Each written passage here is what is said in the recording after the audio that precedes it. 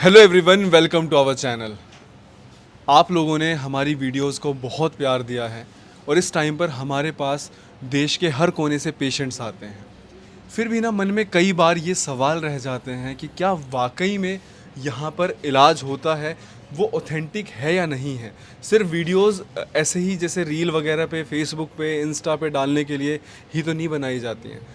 इसीलिए ना हमने ये चैनल स्टार्ट किया था, डॉक्टर उपासना वोहरा पेशेंट रिव्यू, जहाँ पर पेशेंट खुद बैठकर बताते हैं कि हम इतने साल से परेशान थे, ये बीमारी थी और यहाँ पर आकर इलाज कैसे हुआ। तो चलिए आपकी बात करवाते हैं पेशेंट से। हमारी कोशिश रहती है जितने ज़्यादा हो सके ये रिव्यूज़ ऑथेंटिक हो, इसीलिए लाइव ओपीडी में बैठकर शूट किए जाते हैं, जिस टाइम पर डॉक्टर उपासना, डॉक्टर अंजलि, डॉक्टर प्रिया या और भी जो हमारे डॉक्टर्स हैं वो ओपीडी ले रहे होते हैं। नमस्कार मैम। नमस्कार सर। मैम, आपको यहाँ पर आप जब आए थे क्या बीमारी थी आपको? सर मैं हैवी ब्लीडिंग के इशू से आई थी यहाँ ठीक पे है। और मुझे वो इशू 10 साल से था। ठीक है। सो जब मैं यहाँ पे आई थी 17 दिसंबर को आई थी। सो उपासना मैम से मैंने ट्रीटमेंट लिया था, ठीक तो है। उन्होंने मुझे बोला था 6 मंथ लगेंगे, लेकिन मैंने सिर्फ एक ही महीना दवाई खाई और उसमें ऐसा मिरेकल हो गया कि मैं बिल्कुल ठीक हो गई। फिर मैंने खुद ही उसका जजमेंट लिया 7 मंथ स्टे करके कि मेरे को मतलब आगे ऐसा दोबारा तो नहीं हो रहा, क्योंकि मैंने बहुत जगह से ट्रीटमेंट ले चुकी थी, मैं एलोपैथा से और होम्योपैथी से भी। तो उसमें ऐसा होता था 2 महीने मेरा ठीक रहता था या 1 महीने ठीक रहता था, फिर उसके बाद मेरे को वो इशू आ जाता था। ठीक है। तो फिर मैं अब सीधा दिसंबर के बाद अब जुलाई में आई हूँ 7 मंथ्स के बाद। तो अब मैं बिल्कुल ठीक हूँ उस इशू से। तो जैसे आप एक बार ना थोड़ा इसको एलोबरेट करिए, क्योंकि क्या होता है कि हम खासकर जब मिशन जुगनू पे गए थे, जो डॉक्टर उपासना का एक इनिशिएटिव है जहाँ पर वो गांव में जा रहे हैं, बिहार में, यूपी में, हरियाणा में, तो हमने ये देखा कि बहुत सारी फीमेल्स को वो सारे सिम्टम्स हैं, वो सारे इश्यूज़ हैं, लेकिन उन्हें पता नहीं होता कि ये बीमारी है या फिर ये प्रॉब्लम है वाकई में। तो आप क्या फेस करते थे उस टाइम पे? सर बेसिकली ये जब मतलब मेरी शादी से पहले से ही मुझे ठीक इशू है। था, तो मेरी मम्मी बोलती थी, जैसे कि मैं स्पोर्ट्स में हाँ, थी, हाँ। तो मेरी मम्मी बोलती थी जैसे कि हैवी वेट्स की वजह से इस वजह जी। से होता है, लेकिन कभी ये चीज़ सामने ही नहीं आई। फिर फेशियल हेयर भी बहुत ज़्यादा होता था, हेयर ठीक फॉल है। होता था, पता ही नहीं चला। धीरे धीरे फिर जब शादी हुई तो फिर हमने ट्रीटमेंट लेना शुरू किया, ठीक है। तो पता चला कि ये लोगों ने बोला PCOS है। डॉक्टर्स ने मतलब मेरा MRI वगैरह सब कुछ हो गया था। अल्ट्रासाउंड वगैरह? हाँ, सब कुछ हो गया था, उसमें यही बोला कि PCOS है, लेकिन फिर भी कोई भी डॉक्टर ये नहीं बता पा रहा था कि ये मेन प्रॉब्लम इसका क्या है? प्रॉब्लम क्या है। फिर जब हम यहाँ पर आए, सारी रिपोर्ट्स वगैरह लेके बहुत जगह हमने ट्रीटमेंट लेके देख लिया। फिर मेरी एक सिस्टर हैं, वो मैम की जो है ना होम रेमेडीज़ यूज़ करती हैं। जी, जी। तो उन्होंने बोला कि इनकी होम रेमेडीज़ इतनी अच्छी हैं, तो एक बार तुम वहाँ जाके देखो, तुम तो दिल्ली में ही रहती हो, वहाँ पे जाके देख लो। तो मैंने कहा जब इतने पैसे खर्च कर दिए हैं, चलो एक बार यहाँ पे भी आके देख जी। लेते हैं। फिर मेरे हस्बैंड ने भी बोला, तो फिर हम लोग यहाँ पर आए। तो बस एक ही महीना मैंने दवाई खाई थी। मेरे मन में बहुत सारे सवाल थे कि मैं ठीक हो पाऊँगी या नहीं होंगी, या इतनी ज़्यादा फ़ीस है, या इतने ज़्यादा पैसे लेते हैं दवाई के, या होगा नहीं होगा। तो मेरा तो रिव्यू यही है कि आप अगर जब इतने खर्च कर सकते हो तो थोड़ा खर्च और करके 1 महीने में ही ठीक हो जाओ। जब 10 साल की बीमारी 1 महीने में ठीक हो सकती है तो बहुत कुछ हो सकता है। अच्छा मैम, जैसे अभी आपने बोला कि इतनी महंगी महंगी फ़ीस होती है, आप जैसे क्योंकि आप 10 साल से परेशान रहे हो, आपने बहुत सारे डॉक्टर्स विज़िट किए होंगे, जी। तो आपने क्या देखा कि इसका क्या इलाज है कहीं पर भी? एलोपैथा में तो नहीं है, मैं हॉस्पिटल का नाम नहीं लूँगी, मैंने नहीं, काफ़ी नहीं। अच्छे-अच्छे जी। हॉस्पिटल से मेडिसिन्स ली हैं। तो उन्होंने यही किया कि वो हार्मोन्स की टैबलेट्स देते रहे। टैबलेट्स देते थे और वो उसके साइड इफ़ेक्ट्स? हाँ, उसके साइड इफ़ेक्ट्स तो बहुत ज़्यादा होते थे। अब मेरे को मतलब एक मेरा बेटा है, उसके बाद मुझे कंसीव करने में बहुत इशू आ रहा है, जिसकी वजह जी। से मेरे सारे हार्मोन्स डिसबैलेंस हो गए। लेकिन वो इशू कभी ठीक ही नहीं हुआ। जब तक मैं दवाई खाती थी वो हार्मोन्स की, तो वो ठीक रहता था। 2 से फेशियल हेयर 3 आने में लगे हाँ, होंगे? 2-3 महीने ठीक रहा। फिर उसके बाद से मैं जब जैसे मेडिसिन छोड़ती थी, तो फिर से मुझे यही इशू हो जाता था हैवी फ्लो का।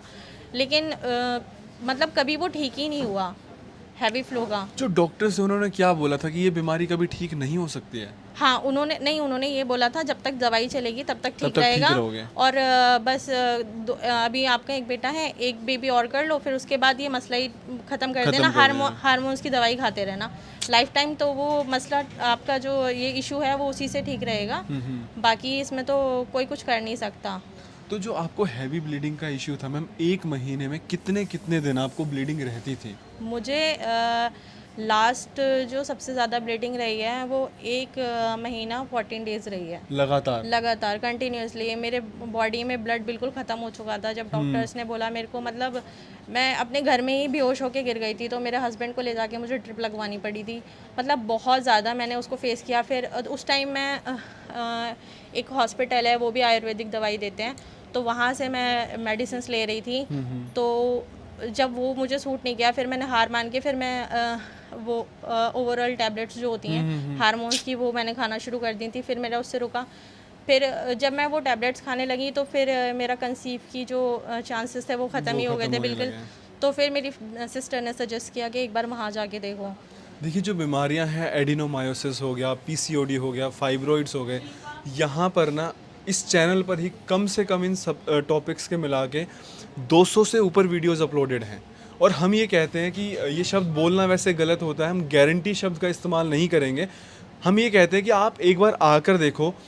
1000 में से 10,000 में से मैं कह रहा हूँ शायद एक आधा ही पेशेंट ऐसा होगा जिसका अभी तक PCOD, fibroids, adenomyosis, heavy bleeding का अगर इशू है, वाइट डिस्चार्ज, वो ठीक नहीं हुआ होगा।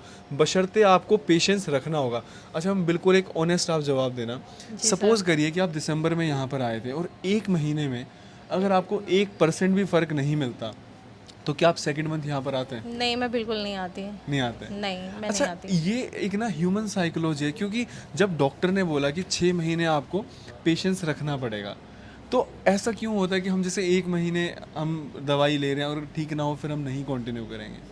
क्योंकि सर मेरे साथ तो ये पहले से ही हो चुका है। मैं बहुत सारी जगह की दवाई लेके देख चुकी हूँ, और इतनी ज़्यादा फीस होने के बाद बहुत तो पैसा फिर भी लगाया होगा पैसा आपने। बहुत मैंने लगा दिया। तो फिर यही हो जाता है कि ये ठीक ही नहीं हो रहा, तो कोई फ़ायदा ही नहीं है दवाई लेने का। और यहाँ की बात ये रही, जब मैंने 1 महीना दवाई खाई, उसके बाद मेरा थोड़ा सा बीच में गैप हुआ। तो फिर मैंने कहा जब मेरा गैप हुआ, मैं ठीक हूँ, तो मैं और लंबा थोड़ा स्टे लेके देखती हूँ। तो फिर मैंने देखा कि 1 महीने में भी मेरे को पहले जब जहाँ से मैंने दवाइयाँ ली थी तो 2 महीने में आ जाते थे, कभी 1 महीने में आ जाता। तो फिर मैंने कहा नहीं, मैं इस बार 6 मंथ का गैप लेके देखूँगी आते हैं या नहीं आते। तो वो बिल्कुल ठीक रहे, कोई 6 इशू ही महीने नहीं कोई आया। इशू नहीं हाँ, रहा। कोई इशू नहीं आया मुझे। अच्छा, महंगा लगा आपको ट्रीटमेंट यहाँ का? मैं इसको पहले से कंपैरिजन करके बता रही हूँ, उसके हिसाब, मतलब पहले जो था वहाँ के ट्रीटमेंट तो बहुत ही ज़्यादा महंगे थे। उसके हिसाब से अगर आप 1 महीने में ठीक हो रहे हो तो फिर 4,000 रुपये कोई मायने नहीं रखते। और अगर 6 महीने हमें ठीक होने में लगते तब महंगा होता?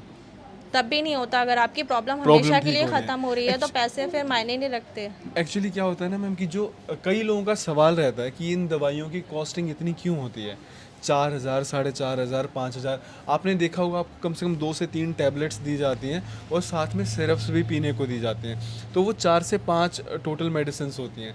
अगर हम एवरेजली उनका निकाल के देखें तो 1 महीने की वो जो एक आपकी मेडिसिन रहती है वो 700, 800, 900 रुपये की पड़ती है। अब आपने टैबलेट्स देखी होंगी मैम कि वो ना पूरी गोल नहीं होती है, प्रॉपर शेप में नहीं होती हैं, अनइवन शेप होती हैं, क्योंकि सारी दवाइयाँ मोस्टली जो होती हैं हमारी वो हाथ से बनाई जाती हैं। एक एक जो लेबर होती है ना उसको वो हाथ से बनाती है, क्योंकि उसमें हमें जो भी बाइंडिंग एजेंट्स है वो जितने कम रहेंगे, जितनी उसकी प्योरिटी ज़्यादा रहेगी, उतने ठीक होने के चांसेस या दवाई का असर जल्दी होगा, क्योंकि प्योरिटी रखते हैं हम। जो सिरप्स आपने पी थी उसको 3-3 महीने, 6-6 महीने ज़मीन के नीचे गाड़ के रखा जाता है। ये कोई भी दवाई मशीन से नहीं बनती है। जो प्रॉपर आयुर्वेदिक प्रोसेस होता है, जो पुराने टाइम में जो जड़ी बूटियाँ जिस तरीके से बनाई जाती थी, हम वो प्रोसेस फॉलो करते हैं। और ये रीज़न है कि इन दवाइयों का रिज़ल्ट इतना ज़्यादा है, क्योंकि लेबर इन्वॉल्व है, रॉ मटेरियल्स ऐसे होते हैं कि ये हमें मंगवाने पड़ते हैं। ये यहाँ पे नहीं है कि दिल्ली में कहीं पर वो रॉ मटेरियल्स अवेलेबल हैं, एक एक उसके पीछे की रिसर्च होती है। ये रीज़न रहता है कि जो हमारी दवाई रहती है 1 महीने की 4,500 से 5,000 रहती है। बहुत सारे कमेंट्स आते हैं कि महंगा है, और हमने हर वीडियो में यही जस्टिफाई किया। और जो एक मैम ने बोला कि 1 महीने में आराम मिल गया, बहुत सारे कमेंट्स ये रहते हैं कि हमने 2 महीने मेडिसिन खाई, हमें रिज़ल्ट नहीं आया। जो 10-10 साल पुरानी बीमारियां हैं उसको कभी भी 1 महीने 2 महीने में ठीक नहीं किया जा सकता है। रीज़न ये है कि अगर उसको ठीक वो 1 दिन में ही हो गया, 2 दिन में हो गया, तो वो ठीक नहीं हुआ, दवाई ने उसको दबा दिया। तो ये रीज़न है कि आपको थोड़ा पेशेंस रखना पड़ेगा। हमारी दवाइयों के जो कई लोग कमेंट करते हैं महंगी है, उसका मैंने आपको जवाब दिया। अगर 1 महीने 2 महीने में आराम नहीं मिल रहा, डॉक्टर ने आपको बोला 6 महीने पेशेंस रखना है, तो प्लीज़ आप रखो, आपको ज़रूर आराम मिलेगा। अब यहाँ पे मैम आप इस टाइम पे आपने विज़िट किया है किस लिए? अब मैं कंसीव की दवाई अब कर रही हूँ। कंसीव के लिए जी तो विश्वास है आपको? हाँ, मैंने तो मैम से बोल दिया कि आपने 6 मंथ का तब भी बोला था, 1 महीने में मिरेकल हो गया। मैम अब ज़्यादा टाइम की दवाई लूँगी ही नहीं, 1-2 महीने में ही हो जाएगा। ठीक है, थैंक यू सो मच। यही Thank एक you. पेशेंस और ट्रस्ट जो होता है उसमें डॉक्टर की दवाई तो काम करेगी करेगी, एक फेथ भी काम करता है। Thank you so much ma'am. Thank you sir.